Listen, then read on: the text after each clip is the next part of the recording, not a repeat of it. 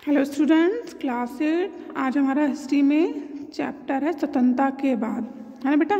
कि इससे पहले चैप्टर में मैंने पढ़ा था कि भाई स्वतंत्रता से पहले भाई क्या क्या हुआ था, है ना। इन सब चीज़ों के बारे में बताया गया था, कौन कौन से आंदोलन वगैरह चलाए गए थे, है ना। हमने वो सब चीज़ें उस चैप्टर में पढ़ी थी।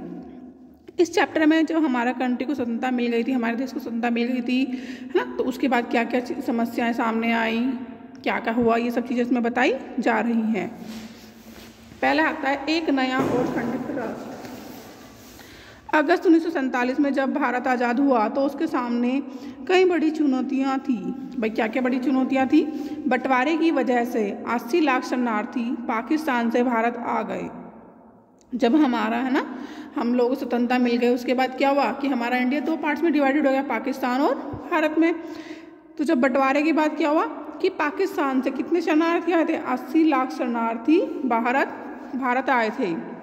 इन लोगों के लिए क्या आप गवर्नमेंट को क्या व्यवस्था करनी थी? उनके लिए रहने के लिए क्या करना चाहिए? इंतजाम करने थे, और उन्हें क्या करना था? रोजगार उपलब्ध, है ना, उन्हें काम उपलब्ध कराना था। फिर और उनके साथ क्या क्या समस्या थी भाई? इसके बाद रियासतों की समस्या भी थी भाई। उस समय पर हमारा जो भाई यहाँ पे व्यवस्था थी वो क्या थी? रियासतों में बटी हुई थी। तकरीबन 500 रियासतें राजाओं या नवाबों के शासन में चल रही थी। अब वो बता रहे कि उस समय पर क्या व्यवस्था चल रही थी भाई? रियासतें वगैरह बनी हुई थी, वो किन के शासन में चल रही थी? वहाँ पे या तो राजा थे, है ना, या नवाबों के शासन में चल रही थी। अब इन सभी को एक नए राष्ट्र में शामिल होने के लिए क्या करना था? इन सबको तैयार करना था। यह क्या था? बहुत ही टेढ़ा काम था, यानी कि बहुत ही कठिन कार्य था। शरणार्थियों और रियासतों की समस्या पर फौरन ध्यान देना लाजमी था। अब भाई सीधी बात है भाई, जो शरणार्थी लोग जो आए हैं, है ना, उनके लिए क्या था कि, और जो एक तो प्रॉब्लम क्या थी? शरणार्थी लोग जो वहाँ से लोग यहाँ पर आए थे, है ना, उनके लिए सब व्यवस्था अरेंजमेंट करनी थी।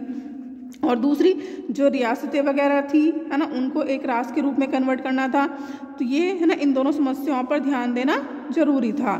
लंबे दौर से इस नवजात राष्ट्र को एक ऐसी राजनीतिक व्यवस्था भी विकसित करनी थी जो यहाँ के लोगों की आशाओं और आकांक्षाओं को सबसे अच्छी तरह व्यक्त कर सके। भाई सीधी बात है, जब उसे भी करना है, हर चीज़ को क्या करना था? बिल्कुल व्यवस्थित तरीके से करना था। तो यहाँ पे क्या थी? लोगों की जो आशाएं थी, उम्मीदें थी उनकी, और उनकी आकांक्षाएं थी, है ना, इन सबको अच्छे से, है ना, व्यक्त करना था।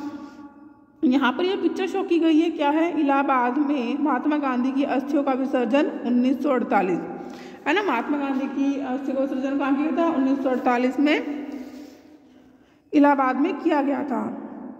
यहाँ पे नीचे दिया गया है, अभी स्वतंत्रता को 6 महीने भी नहीं हुए थे कि सारा राष्ट्र क्या गहरे शोक में पड़ गया।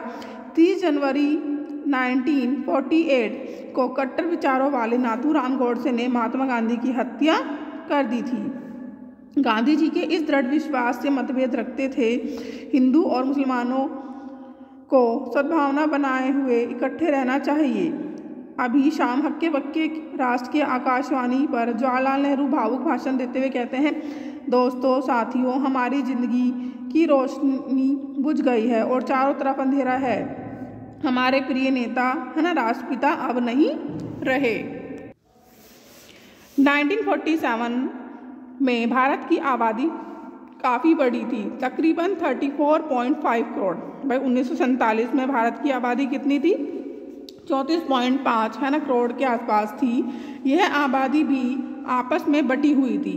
भाई किस तरह से बटी हुई थी कि यहाँ पे कौन कौन थे? ऊंची जाति, नीची जाति, बहुल हिंदू समुदाय, अन्य धर्मों को मानने वाले भारतीय थे। इस विशाल देश के लोग तरह तरह की भाषाएं बोलते थे। बस सीधी बात है ना, हर अलग अलग क्षेत्र के अकॉर्डिंग वहाँ की क्या थी? उनकी भाषाएं थी, वो अलग अलग भाषाएं बोलते थे।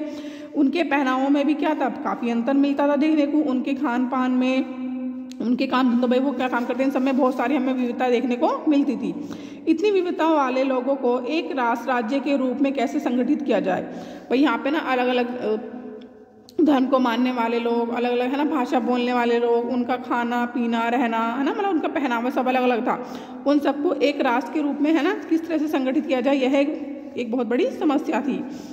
एकता की समस्या के साथ ही विकास भी एक बड़ी समस्या थी। भाई खाली एकता की समस्या साथ साथ क्या थी? भाई सीधी बात है, उस समय पर इतना कंट्री हमारा विकसित नहीं था, तो क्या करना था भाई? यहाँ पे विकास भी करना था, यह भी एक बहुत बड़ी समस्या थी। भाई इसको किस तरह से भाई सोल्व किया जाए? स्वतंत्रता के समय भारत की एक विशाल संख्या कहाँ रहती थी? अधिकतर जो मोस्टली लोग कहाँ रहते थे? गाँव में रहते थे। और अपनी जो उनकी आजीविका, भाई वो अपना आजीविका किस तरह चलाते थे? या तो वे किसान थे या काश्तकार, यानी कि छोटे मोटे कोई हाथ से बने ना कार्य अपने करते थे, है ना, वो इन दोनों चीज़ों पर निर्भर करते थे। तो ये दोनों किस पर निर्भर करते थे? कि यही स्थिति अर्थव्यवस्था के गैर कृषि क्षेत्रों में भी थी। भाई सीधी बात है, भाई वो किस पर डिपेंड करते थे? भाई वे किसान थे, है ना, या काश्तकार थे। और वो दोनों किसान और काश्तकार किस पर निर्भर करते थे? बारिश पर। भाई सीधी बात है, किसान है, बारिश आएगी तो उसकी अच्छी फसल होगी, अगर बारिश ज़्यादा होगी तो उसकी फसल खराब हो जाएगी, बारिश ना पड़ने से फसल खराब हो जाएगी, है ना। तो उन्हें इन सब समस्याओं का सामना करना पड़ता था। यही स्थिति अर्थव्यवस्था के गैर कृषि क्षेत्रों में भी थी। भाई जो गैर कृषि क्षेत्र मतलब जिस भाई कृषि से अलग हो, उन क्षेत्रों में भी यही प्रॉब्लम थी। अगर फसल क्या हो जाए? चौपट हो जाए, खराब हो जाए, तो क्या करते थे? जो नाई लोग होते थे, बढ़ई, बुनकर और अन्य कारीगर की आमदनी पर भी क्या आता था? संकट आता था। जब लोगों के पास काम ही नहीं होगा, पैसा ही नहीं होगा, तो वो क्या करेंगे? भाई वो आगे किस तरह से उन कामों को, उन लोगों से सामान ले पाएंगे, है ना। तो इस तरह से उनके कामों पर भी क्या जाता था? बहुत बड़ा संकट पैदा हो जाता था। शहरों में फैक्ट्री मजदूर भीड़ भरी झुग्गी बस्तियों में रहते थे। भाई शहरों वगैरह में जो फैक्ट्री में काम करने वाले मजदूर है वो कहाँ रहते थे? हैं जहाँ पर बहुत ज़्यादा भीड़, क्राउडेड एरिया होता था, वहाँ पे है ना झुग्गी झोपड़ियों में रहते थे। जहाँ शिक्षा या स्वास्थ्य सुविधाओं की खास व्यवस्था नहीं थी। मतलब वहाँ पर क्या था कि भाई ना तो उन्हें शिक्षा की अच्छे से उपलब्ध हो पाती थी और उनके स्वास्थ्य पर भी, है ना, सही से सुविधाएं नहीं मिल पाती थी। इस विशाल आबादी को गरीबी के चंगुल से निकालने के लिए न केवल खेती की उपज बढ़ाना जरूरी था, बल्कि नए उद्योगों का निर्माण करना भी जरूरी था, जहाँ लोगों को रोजगार मिल सके। एकता और विकास की प्रक्रिया को साथ साथ चलना था। भाई किसको? एकता और विकास की प्रक्रिया दोनों को एक साथ लेकर चलना था। अगर भारत के विभिन्न तबकों के बीच मौजूद मतभेदों को दूर न किया जाए तो हिंसक और खतरनाक टकराव हो सकते हैं। भाई आपस में लोगों में क्या है कि जो बहुत सारे मतभेद है, मतभेद मतलब उनकी विचारधारा में, है ना, बहुत ज़्यादा अंतर है, तो यह बहुत बड़ा हिंसक और खतरनाक, है ना, टकराव का रूप ले सकता है। लिहाजा ऐसे टकराव देश के लिए महंगे भी पड़ सकते हैं। और कहीं ऊंची जाति और नीची जाति के बीच, कहीं हिंदू और मुसलमानों के बीच, और किसी और वजह से तनाव की आशंका बनी हुई थी।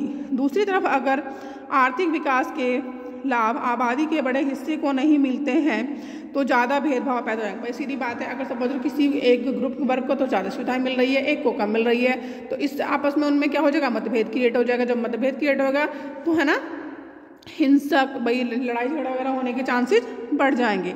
ऐसी स्थिति में अमीर और गरीब, शहर और देहात, संपन्न और पिछड़े इलाकों का फर्क पैदा हो जाएगा। लोगों में आपस में क्या हो जाएंगे? मतभेद क्रिएट हो जाएंगे। जब मतभेद क्रिएट होंगे तो उन्हें बहुत सारी समस्याओं का सामना करना पड़ेगा। नए संविधान की संरचना, भाई क्या किया गया कि भाई नए संविधान की संरचना की आवश्यकता क्यों पड़ी? भाई सभी को एक साथ लेकर चलने के लिए, है ना, जब संविधान बनेगा तो उसमें सभी को क्या दिए जाएंगे? एक समान अधिकार दिए जाएंगे। तो कहते हैं नए संविधान की संरचना कैसे हुई, है ना, इसके बारे में इसमें बताया जा रहा है। दिसंबर 1946 नवंबर से 1949 के बीच तकरीबन कितने? भाई 1946 से 1949 के बीच में कम से तकरीबन कहते 300 भारतीयों ने देश के राजनीतिक भविष्य के बारे में लंबा विचार विमर्श किया। जबकि इस संविधान सभा की बैठकें कहाँ होती? दिल्ली में आयोजित की गई थी, परंतु इसके सदस्य पूरे देश में फैले हुए थे और वे बहुत सारी राजनीतिक पार्टियों के प्रतिनिधि थे। इन्हीं चर्चाओं के फलस्वरूप भारत का संविधान लिखा गया। भारत का संविधान कब लागू हुआ? 26 जनवरी 1950 में भारत का संविधान लागू किया गया था।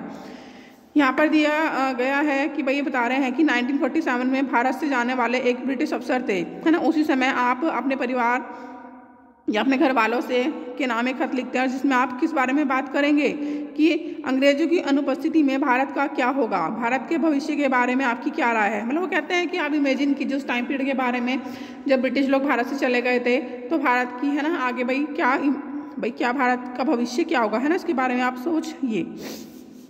हमारे संविधान की एक खासियत यह थी, भाई हमारे संविधान की क्या खासियत थी कि उसमें सार्वभौमिक वयस्क मताधिकार। सार्वभौमिक वयस्क मताधिकार क्या है कि जो व्यक्ति, है ना, एक एज डिफाइन की गई कि बस उस समय पर क्या की गई थी, 21 साल, है ना, 21 साल से ज़्यादा उम्र के सभी भारतीयों, है ना, भारत के में हर रहने वाले व्यक्तियों को क्या अधिकार दिया गया? वोटिंग का अधिकार दिया गया, मत देने का अधिकार दिया गया था।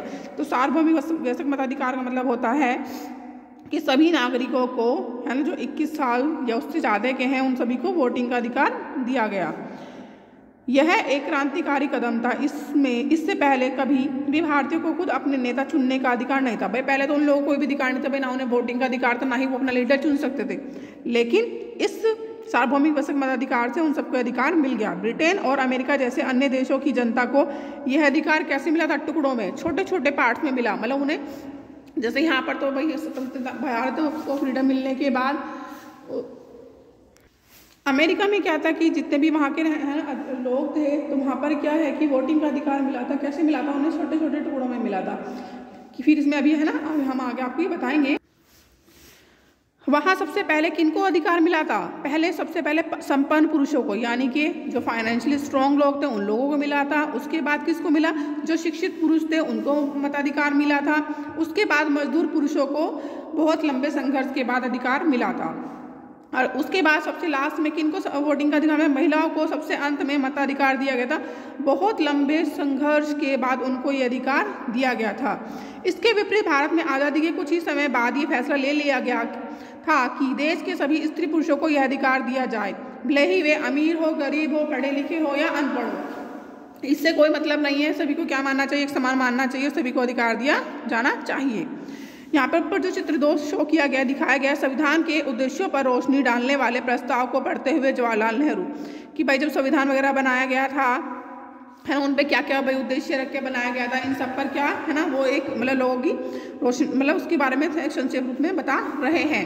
संविधान की दूसरी विशेषता क्या थी? पहली विशेषता तो ये थी कि सभी को क्या दिया गया था? वोटिंग का अधिकार दिया गया था। अब दूसरी विशेषता यह थी कि उसमें तमाम जातियों, धर्मों या किसी भी तरह की पृष्ठभूमि से संबंध रखने वाले सभी नागरिकों को कानून की नज़र में समान माना जाएगा। कि भारत एकमात्र एक ऐसा देश है जहाँ पर सभी धर्मों को एक समान माना जाता है और सभी व्यक्ति को, है ना, संविधान के अनुसार, है ना, उनके अधिकार दिए गए हैं। भारत के कुछ लोग चाहते थे कि भारत की राजनीति व्यवस्था हिंदू आदर्शों पर आधारित है। कुछ लोगों का मानना था कि हिंदू आदर्शों पर यहाँ की राजनीति, है ना, डिफाइन की जानी चाहिए। अब भारत को एक हिंदू देश घोषित किया जाना चाहिए। अपनी बात के समर्थन में उन्होंने पाकिस्तान का उदाहरण दिया, जिसका गठन ही एक खास समुदाय मुसलमानों के हितों की रक्षा के लिए किया गया था। परंतु भारतीय प्रधानमंत्री जवाहरलाल नेहरू का स्पष्ट मत था कि हिंदू, मतलब भारत हिंदू पाकिस्तान नहीं बन सकता और न ही बनना चाहिए। यहाँ पर भाई मुसलमानों के अलावा भारत में कौन कौन लोग रहते थे? सिख थे, ईसाई थे, है ना, और बहुत बड़ी संख्या में पारसी, जैन व अन्य धर्मों के लोग भी रहते थे। यह नए संविधान में इन सभी समुदायों के लोगों को वही अधिकार दिए गए जो हिंदुओं को दिए गए थे, चाहे सरकारी या निजी क्षेत्रों की नौकरियों का सवाल हो या कानून से संबंधित कोई मामला हो। हर जगह पर सभी को एक समान अधिकार दिए गए।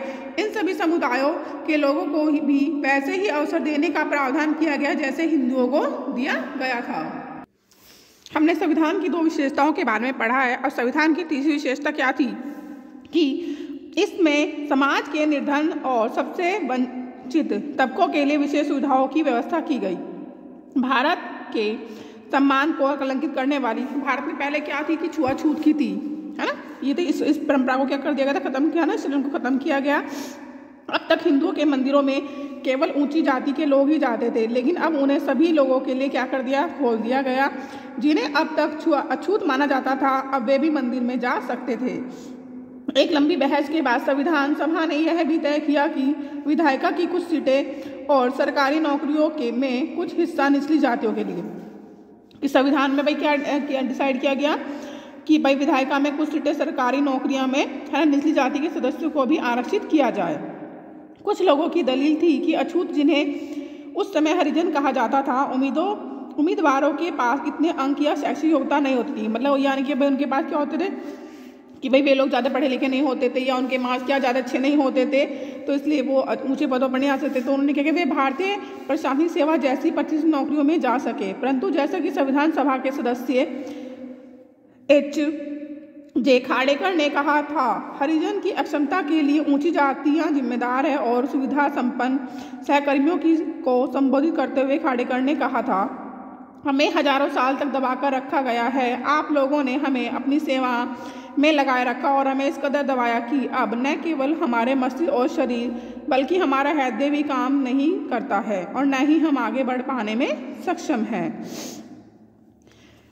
यहाँ पर साइड में पिक्चर में शो किया गया, हमें उन्हें सुरक्षा और अधिकार देने चाहिए। किन्हें देने चाहिए कि भाई मुख्यमंत्रियों को लिखे एक पत्र में नेहरू ने क्या कहा, हमारे पास एक मुस्लिम अल्पसंख्यक समुदाय है जो संख्या की दृष्टि से इतना बड़ा है कि अगर वे चाहें तो भी कहीं नहीं जा सकते। यह एक बुनियादी तथ्य है जिसके बारे में बहस की कोई गुंजाइश नहीं है। पाकिस्तान की तरफ से चाहे जितना उकसाया हो और वहाँ के गैर मुसलमानों पर चाहे जो भी अत्याचार हो रहे हों, हमें इस अल्पसंख्यक समुदाय के साथ सभ्य ढंग से व्यवहार करना और हमें इस समुदाय को भी वही सुरक्षा और अधिकार देने होंगे जो किसी लोकतांत्रिक राज्य में सभी नागरिकों को मिलते हैं। अभूतपूर्व अछूतों के साथ साथ आदिवासियों या अनुसूचित जनजातियों को भी विधायिका और नौकरी में आरक्षण दिया गया है ना भाई। खाली अनुसूचित जाति के साथ साथ है ना आदिवासी हो और जो अनुसूचित जनजाति उन लोगों को भी विधायिका में और सरकारी नौकरियों में आरक्षण है ना उनकी सीट रिजर्व की गई। अनुसूचित जातियों की तरह इन भारतीयों को भी वंचित रखा गया था और उनके साथ क्या किया था, भेदभाव किया जाता था। आदिवासी आधुनिक स्वास्थ्य सुविधाओं और शिक्षा से वंचित थे। जो आदिवासी थे वो कौन कौन सी बड़ी सुविधाओं से वंचित थे, बड़ी स्वास्थ्य सुविधाएं और शिक्षा से वंचित थे। उनकी जमीन और जंगलों पर समुदाय से बाहर के ताकतवर लोगों ने क्या कर लिया था, कब्जा कर लिया होता जा रहा था। संविधान से उन्हें जो नए अधिकार मिले उनका उद्देश्य इस स्थिति में उनकी जो स्थिति थी उसमें सुधार लाना था। संविधान सभा के सदस्यों ने केंद्र और राज्य सरकारों की शक्तियों और अधिकारों के बंटवारे पर भी क्या करी, बहुत लंबी चर्चा करी। और कुछ लोगों का क्या मानना था कि केंद्र के हित सबसे महत्वपूर्ण होने चाहिए। भाई उन्होंने क्या किया कि भाई उन्होंने ना उसे 3 पार्ट्स में डिवाइडेड कर दिया। अब उसके अकॉर्डिंग उनके क्या कर दिए कि उनके अधिकार भी दे दिए। तो कहते हैं जो सबसे महत्वपूर्ण क्या होना चाहिए, भाई केंद्र के सबसे महत्वपूर्ण होने चाहिए। उनका कहना था कि यदि केंद्र मजबूत होगा तो तभी वह पूरे देश की उन्नति के लिए सोचेगा, उन्नति मतलब प्रोग्रेस के लिए सोचेगा और योजना बनाने में सक्षम होगा। कई अन्य सदस्यों का मानना था कि राज्यों को ज़्यादा स्वायत्तता और आज़ादी मिलनी चाहिए। भाई हमें राज्यों को क्या देनी चाहिए, भाई थोड़ी सी आज़ादी भी देनी चाहिए। मैसूर के एक सदस्य का कहना था कि मौजूदा व्यवस्था में लोकतंत्र दिल्ली में केंद्रित है। उनका मानना था कि भाई जो लोकतंत्र वो कानून दिल्ली में केंद्रित है और इसलिए बाकी देश में वह इसी भावना और अर्थ में साकार नहीं हो रहा है। मतलब वो क्या मानते थे कि भाई हमें ना क्या करना चाहिए कि भाई हमें कानून बनाने चाहिए, है उसको अधिकार दिए जाने चाहिए और उन नियमों का पालन किया जाना चाहिए। बेटा जी आप इस चैप्टर की वीडियो को ध्यानपूर्वक सुनेंगे और चैप्टर को रीड करेंगे और जो इंपॉर्टेंट चीज़ें हैं उन पर अंडरलाइन करेंगे। ठीक है बेटा, बाय, टेक केयर।